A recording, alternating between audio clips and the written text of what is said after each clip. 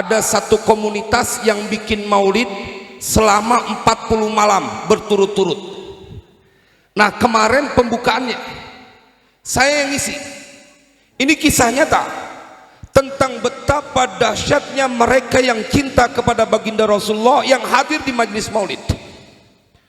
Saya datang ke tempat itu kedua kalinya, tapi itu rumahnya dibongkar, disambungin sama rumah yang satu lagi yang baru dibeli.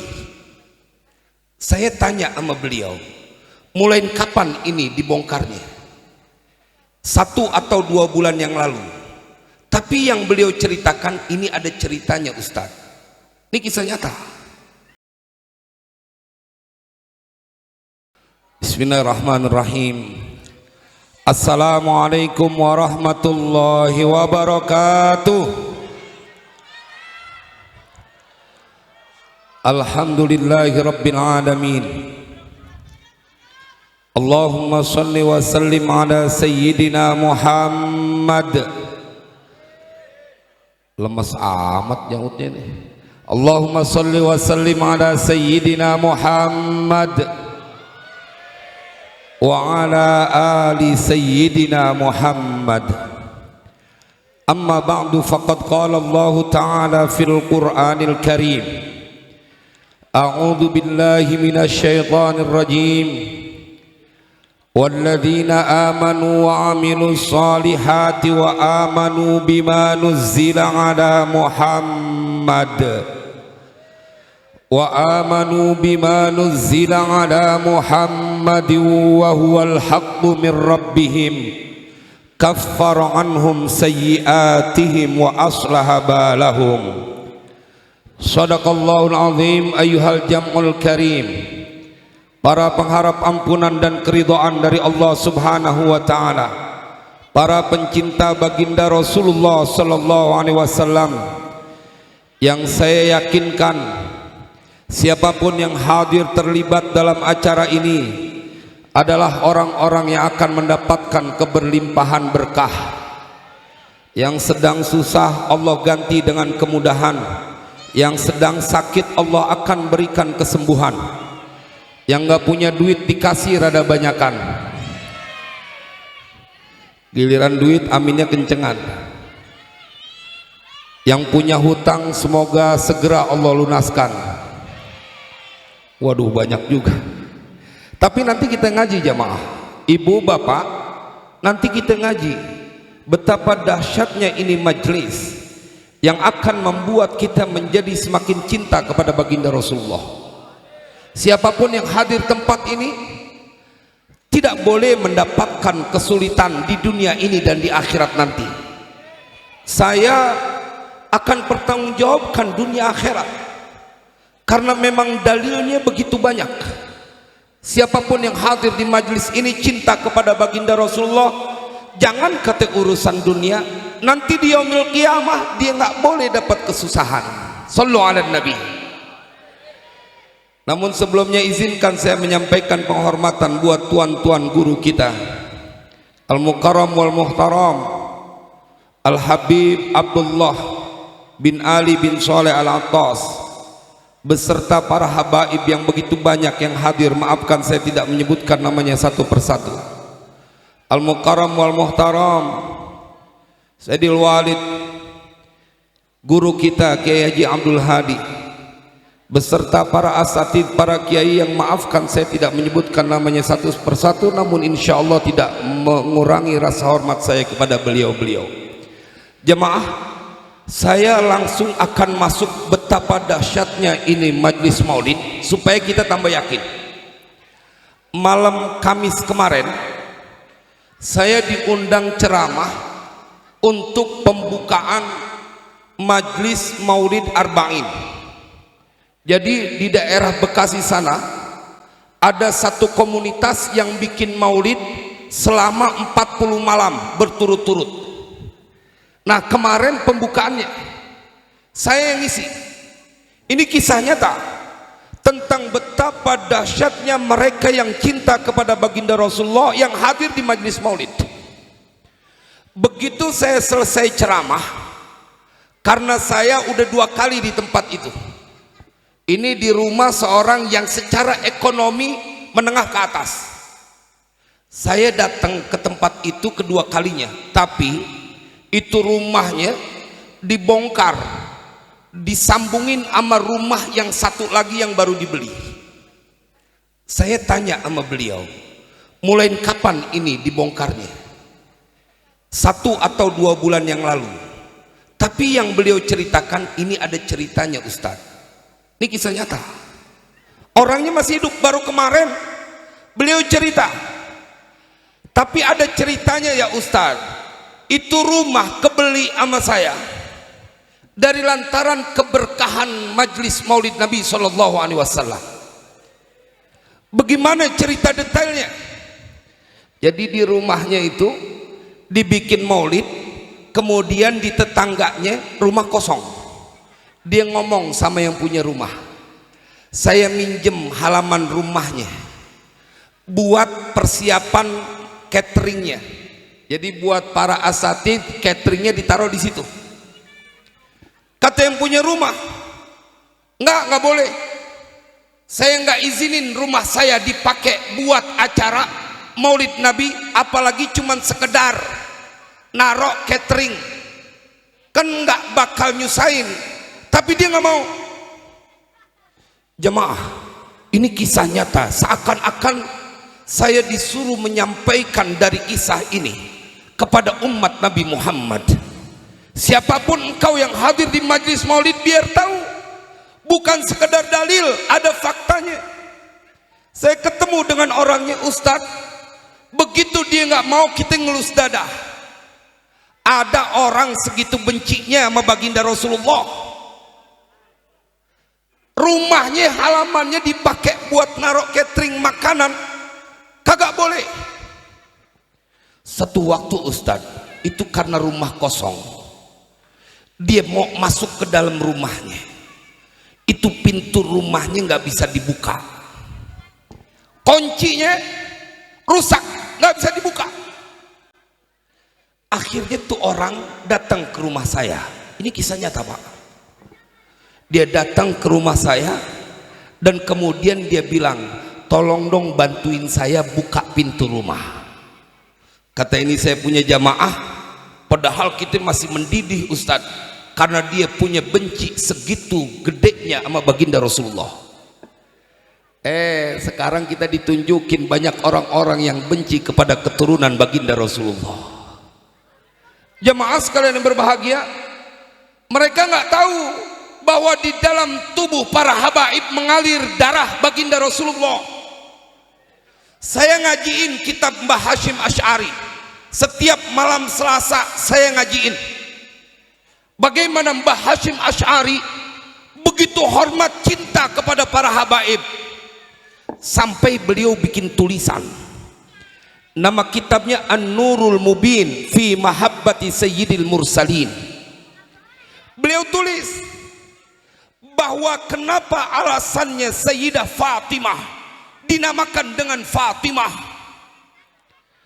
karena Allah telah menjamin semua keturunan Sayyidah Fatimah yang adalah putri baginda Rasulullah SAW, mereka tidak tersentuh api neraka. Sallu ala Nabi. Yang ngomong Mbah Hashim Asy'ari, ya akhi, kita ketemu ada kitabnya, bukan orang sembarangan. Maka jamaah sekalian berbahagia, kalau orang yang sampai sekarang kemuliaannya diperlihatkan oleh Allah, Mbah Yai Hashim Asy'ari begitu hormat dan cinta kepada para habaib, dzurriyyah baginda Rasulullah, apalagi kita. Saya kembali ke kisah yang tadi. Dia bilang, padahal saya masih kesel Ustaz. Jemaah, akhirnya saya bantuin juga, kata dia. Saya bantuin, saya bukain tuh dengan alat yang ada. Begitu dibukain, dia ngomong, ini yang punya rumah, ente bayarin aja dah rumah aneh nih. Lihat, rumahnya disuruh bayarin, padahal waktu sebelum-sebelumnya ditawar itu harganya 3 kali lipat dengan harga yang sekarang dia tawarin. Disuruh saya buat beli Ustadz, dan harganya turun. Dan akhirnya sekarang saya buka buat majelis maulid Nabi sallallahu alaihi wasallam. Sallu ala Nabi. Tuh lihat, begitu gampang ente kelewat kesel sama baginda Rasulullah. Tapi hati-hati berhadapan dengan orang yang cinta kepada Nabi.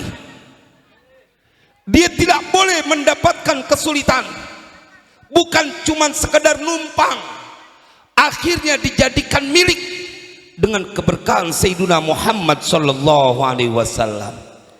Jemaah, itu belum seberapa.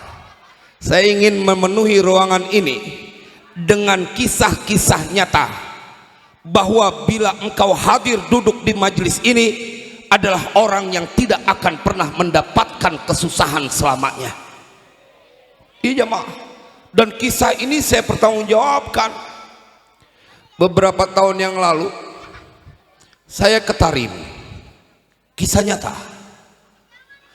Begitu saya sampai di Mesir, di Kairo, saya ketemu seorang lelaki, dan dia pakai potongannya biasa, pakai baju koko, pakai sarung, dari Gresik. Supaya jamaah yang hadir di sini bangkit, kita punya harapan.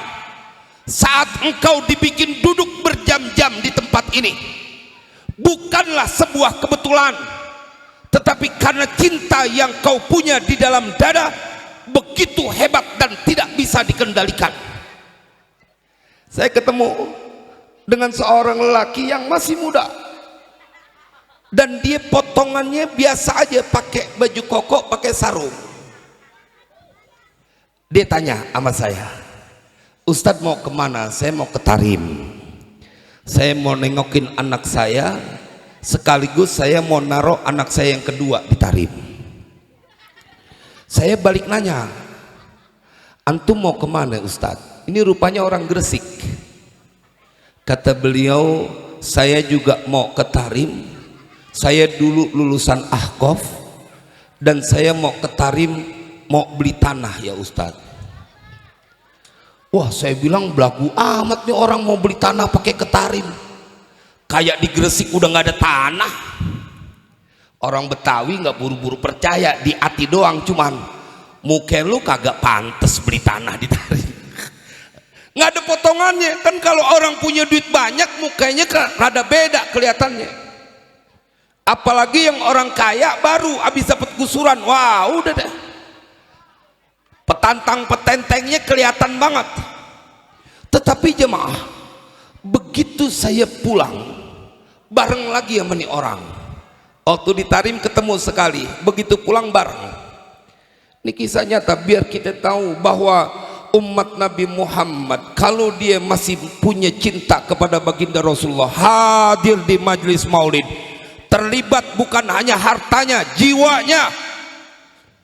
Malam Jumat duduk berlama-lama di majelis ini, walaupun saya tahu banyak di antara kita yang kakinya udah kesemutan.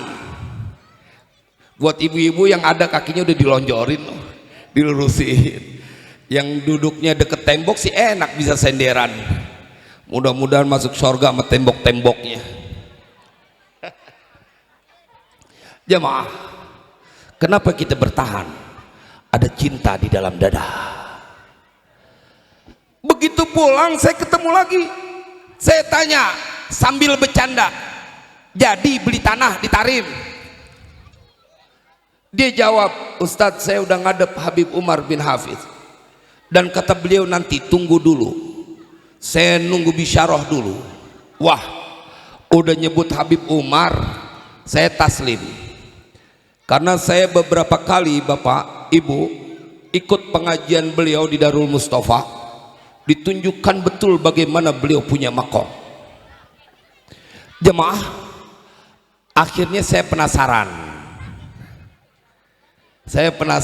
Saya tanya, wiridannya apaan ente punya duit banyak banget? Penasaran, pertama nggak percaya, tapi kalau dia sudah nyebut nama Habib Umar, akhirnya saya percaya.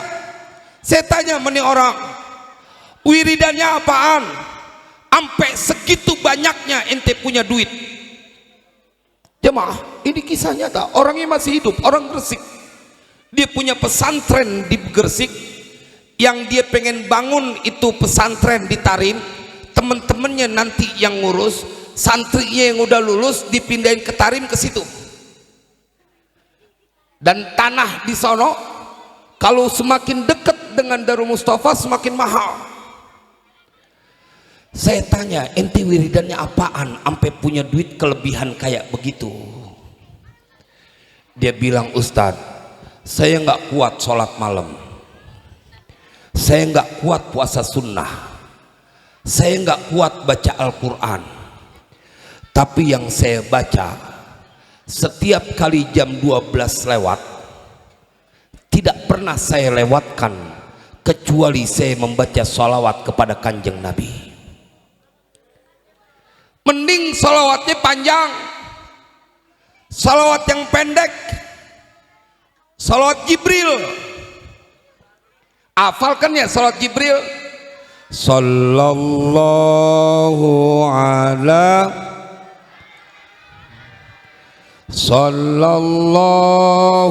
alaihi, dibuka suaranya. Sallallahu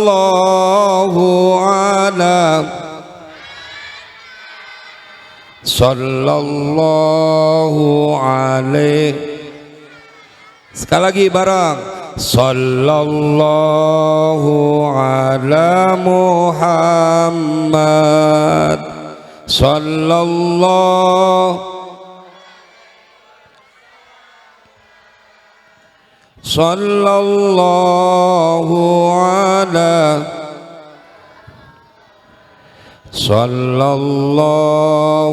alaihi. Ibu bapak, yang dibaca itu tuh salat Jibril. Berapa kali ya Ustadz? 1000 kali. Cuma nadanya nggak begitu. Kalau nadanya begitu kelar-kelar johor baru kelar. Dibaca cuma 30 menit. Sallallahu ala Muhammad sallallahu alaihi wasallam, sallallahu ala Muhammad sallallahu alaihi wasallam. Nggak nyampe 30 menit ya akhi. Ente kudu tahu ini bacaan kelewat dahsyat. Ketika ada seorang hamba lisannya bergerak mengucapkan bacaan sholawat, maka diceritakan keadaan mereka di dalam Al-Quran. Bapak ibu, kita orang biasa, tapi kalau udah duduk di majlis maulid, kita bukan lagi orang biasa, karena Al-Quran menceritakan huwallazi yusalli alaikum wa malaikatuhu liyukhrijakum minadh-dhulumati ilan nur wa kana bil mu'minina rahima. Nggak bisa dibantah. Ini ayat berkenaan dengan umat Nabi Yuna Muhammad. Ini ayat bercerita tentang kita ya akhi, tentang mereka yang kumpul di majlis maulid, di musola As-Salamah, yang kumpul di tempat ini. Diceritakan dalam Al-Quran, huwallazi yusalli alaikum, dia Allah bersalawat atas kalian. Siapa kita? Orang yang jangan-jangan berlumur dosa, tapi bila engkau kumpul di majlis maulid musola As-Salamah, kau berubah punya kedudukan, mendapatkan salawat dari Allah lantaran kau punya lisan bersalawat kepada Kanjeng Nabi. Sallu ala Nabi. Jemaah, apa bentuk salawat Allah? Maka kita buka kitab tafsirnya. Yang disebut salawat Allah ay yarhamukum, Allah sayang sama kalian.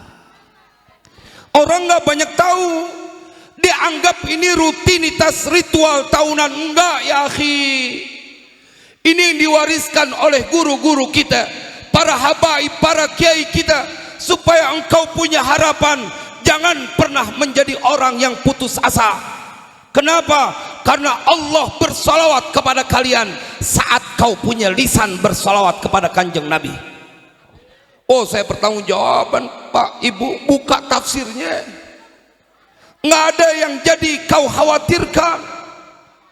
Saat Allah bersalawat, Allah memberikan rahmat. Ente jangan kata dapat salawat dari Allah. Orang pada berebut pengen dekat sama wali kota, pengen dekat sama gubernur, pengen dekat sama bapak presiden. Kenapa? Karena mereka merasa hidupnya akan aman dan terjamin kalau dekat dengan wali kota, dengan presiden. Betul apa kagak? Lalu bagaimana dengan jamaah di musola as-salamah ini? Saat yang menggenggam semesta raya memberikan kasih sayangnya kepada kita. Ini yang kita perlu bangkitkan dalam diri kita, ya akhi. Engkau kumpul di tempat ini adalah orang-orang yang diistimewakan. Kau boleh datang membawa seabrek masalah, tetapi begitu keluar dari tempat ini, janji Allah akan berlaku. Mendapatkan rahmat dari Allah. Kalau Allah udah sayang, urusan beres semuanya. Betul apa enggak? Nggak ada tuh yang menjadi ketakutan. Jamaah, kalau kita cuman mikirin urusan dunia doang, kekecilan. Karena kita dijamin sama Allah dan Rasulnya mulianya dunia akhirat. Bukan cuman di dunia. Di dunia sekaya apapun ada batasnya.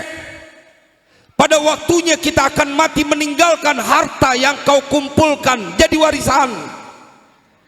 Tapi kalau engkau punya bacaan salawat kepada kanjeng Nabi Sallallahu Alaihi Wasallam, berlakulah ayat yang ada dalam surat Al-Hadid. Kenapa di awal saya bilang saya bertanggung jawabkan dunia akhirat? Karena semuanya ada dalilnya.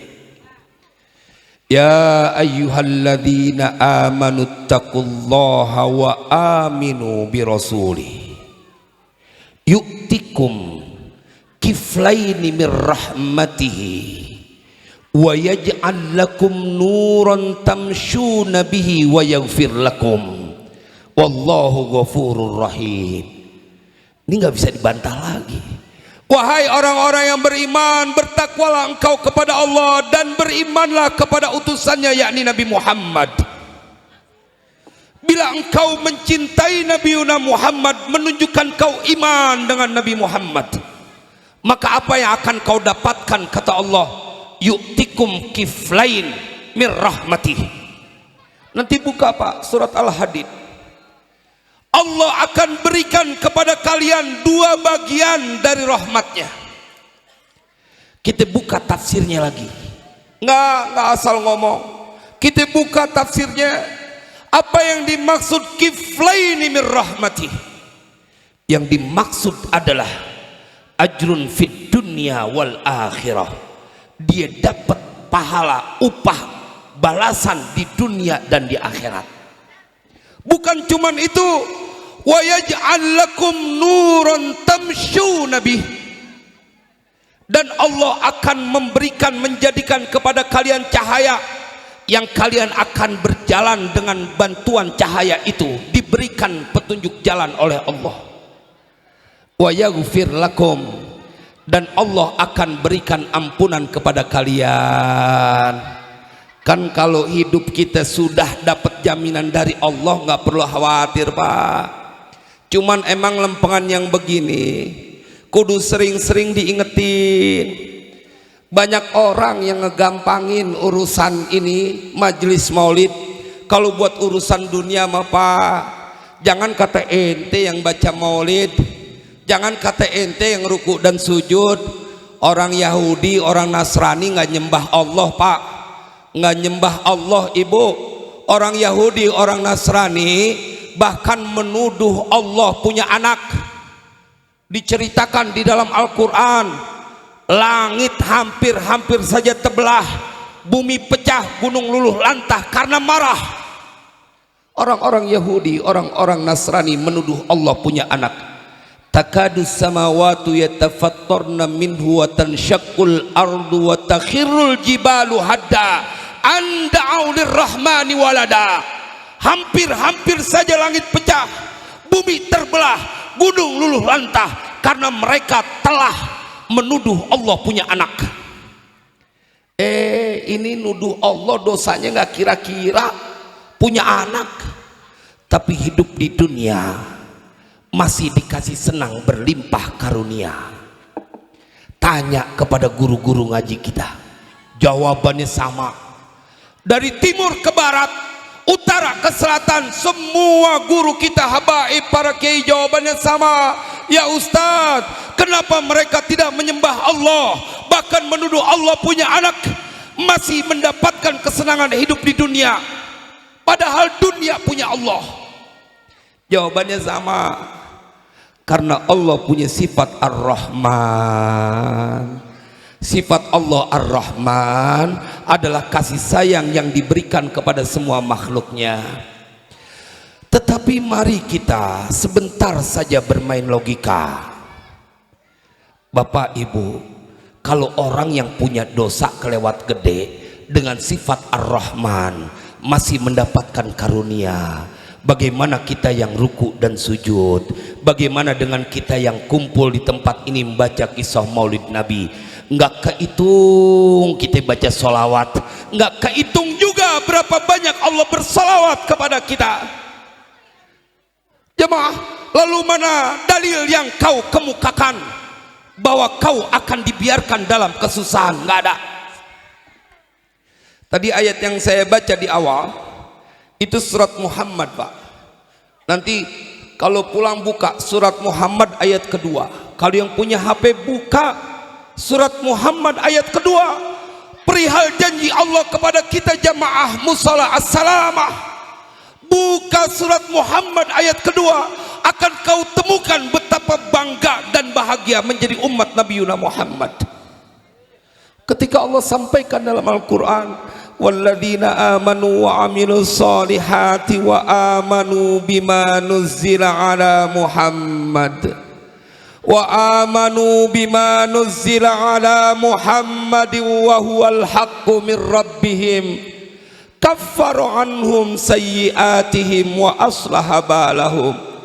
Dan orang-orang yang beriman, mereka berbuat kebaikan. Kumpulnya kita di tempat ini karena iman. Amalan yang kita lakukan adalah kebaikan. Wa amanu bima nuzzila ala Muhammad, dan dia beriman dengan apa yang diturunkan kepada Nabi Muhammad. Wa huwal haqqu min rabbihim, dan Al-Quran itu adalah kebenaran dari Tuhan mereka. Maka dua yang akan didapatkan oleh mereka. Ini janji dari Allah. Janji manusia boleh ada melesetnya, janji manusia terkadang ada bohongnya. Tetapi apakah ada keraguan saat janji itu termaktub di dalam Al-Quran? Wa man asdaqu minallahi qila wa man asdaqu minallahi haditha. Sampai ditantang sama Allah, siapa lagi yang paling benar ucapannya, siapa lagi yang paling benar perkataannya kalau bukan kalamullah? Apa yang akan didapatkan? Kaffaru anhum sayyiatihim. Kita punya dosa duduk di tempat ini dihapuskan semuanya. Begitu janji Allah. Yang kedua, wa aslaha balahum, dan Allah akan perbaiki urusan hidup mereka. Itu janji Allah dalam Al-Quran surat Muhammad ayat kedua. Janjinya pasti benar adanya. Kalau Allah udah bantuin karena berjanji akan memperbaiki urusan hidup kita, kira-kira beres nggak urusan, Pak? Pak, beres apa enggak urusan, Pak? Bu, beres apa enggak urusan, Bu? Kalau udah beres semuanya, kudu beres ceramahnya. Wassalamualaikum warahmatullahi wabarakatuh.